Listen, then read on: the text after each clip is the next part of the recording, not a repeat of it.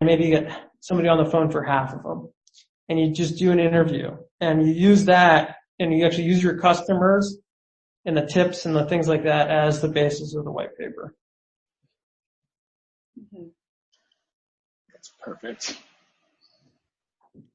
Did you already have that idea?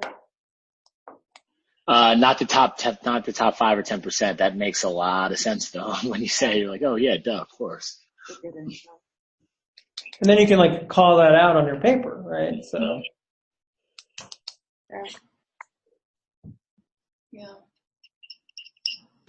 I do wonder, because like I wonder how often people also use, you know how you can email like a complaint or a request to a provider, like how often they use that versus like our actual provider alerts feature, because I think those are, I don't know, I guess I'm just curious to see which ones are actually useful and which ones provide that like positive reinforcement feedback versus like how often are they emailing compliments to people? I don't think they really are. It's mostly complaints, right?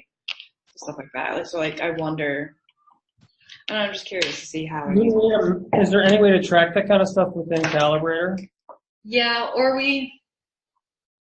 yes, the data is somewhere. I just we don't pull it in any meaningful way. Like it's stored somewhere. So I'd be curious to see who our top like 5% are that email compliments versus who our top 5% are in general.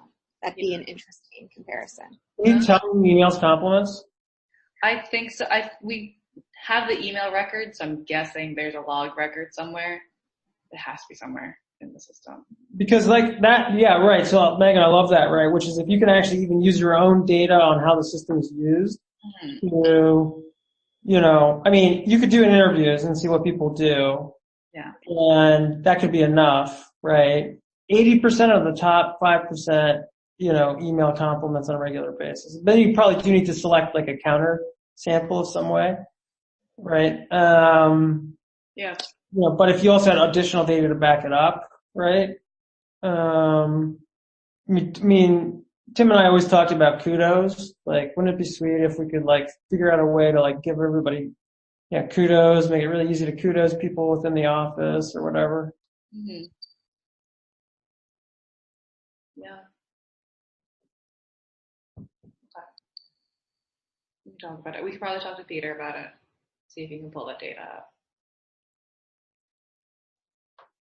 Because we already know that there's definitely the correlation between those those with provider alerts on an NPS score, right? Is that it, or is it on provider alerts? Yeah, and I wonder if it's also because like they're so used to social media as their feedback tool, where they it skews heavily angry people. I feel like we're like trying to find a channel to complain, and now that it's a bigger pool of people, they're like, oh, there are some happy ones too.